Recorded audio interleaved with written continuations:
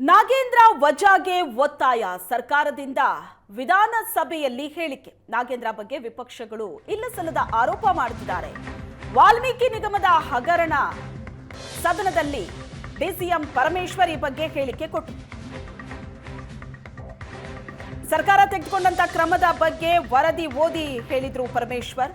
ಅಧಿವೇಶನಕ್ಕೆ ವಿರೋಧ ಪಕ್ಷಗಳು ತೊಂದರೆ ಮಾಡೋದು ಸರಿಯಲ್ಲ, ಅಧಿವೇಶನಕ್ಕೆ ಅಡ್ಡಿಪಡಿಸೋದು ಸಂವಿಧಾನಕ್ಕೆ ಅಪಚಾರ ಎಸಗಿದಂತೆ ಅಂತ ಹೇಳಿದ್ರು ಪರಮೇಶ್ವರ್ ಅವರು. ನಾಗೇಂದ್ರ ವಜಾ ಮಾಡಬೇಕು ಅಂತ ವಿಪಕ್ಷಗಳು ಪಟ್ಟು ಹಿಡಿದಿದೆ, ಸರ್ಕಾರದ ಮೇಲೆ ಒತ್ತಡ ಹಾಕ್ತಾ ಇದೆ. ನಾಗೇಂದ್ರ ಬಗ್ಗೆ ವಿಪಕ್ಷಗಳು ಇಲ್ಲ ಸಲ್ಲದ ಆರೋಪ ಮಾಡ್ತಿದ್ದಾರೆ ಅಂತ ಪರಮೇಶ್ವರ್ ಅವರು ಹೇಳಿಕೆ ಕೊಟ್ಟರು.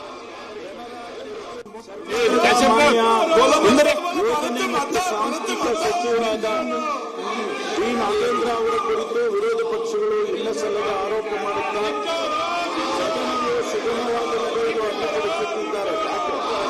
ಜನರ ತೆರಿಗೆ ಹಣದಲ್ಲಿ ನಾವು ಅನಿತಾ ರಾಹುಲ್, ದೀಪಾ ಡಿ, ಜಿ ಕೃಷ್ಣಮೂರ್ತಿ ಮತ್ತು ಇತರೆ ಖಾಸಗಿ ವ್ಯಕ್ತಿಗಳು ಹಾಗೂ ಸರ್ಕಾರಿ ಅಧಿಕಾರಿಗಳ ವಿರುದ್ಧ ದಾಖಲಾಗಿರುತ್ತದೆ.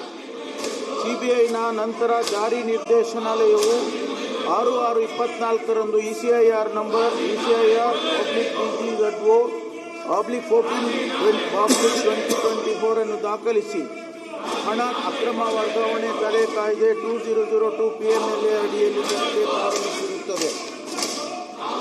ಇಡಿ ಮತ್ತು ಸಿಬಿಐಗಳು ಪ್ರಕರಣ ದಾಖಲಿಸಿದರೂ ಸಹ ರಾಜ್ಯದ ತನಿಖಾ ಸಂಸ್ಥೆಯಾದ CIDಯು 14 ಆರೋಪಿಗಳನ್ನು ಪತ್ತೆ ಹಚ್ಚಿ ದಸ್ತಗಿರಿ ಮಾಡಿರುತ್ತಾರೆ.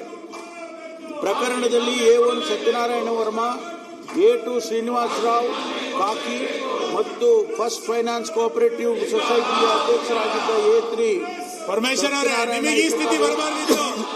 ನೀವು ಇಂಥ ಪ್ರಶ್ನೆಯನ್ನ ಸಮರ್ಥನೆ ಮಾಡಿ.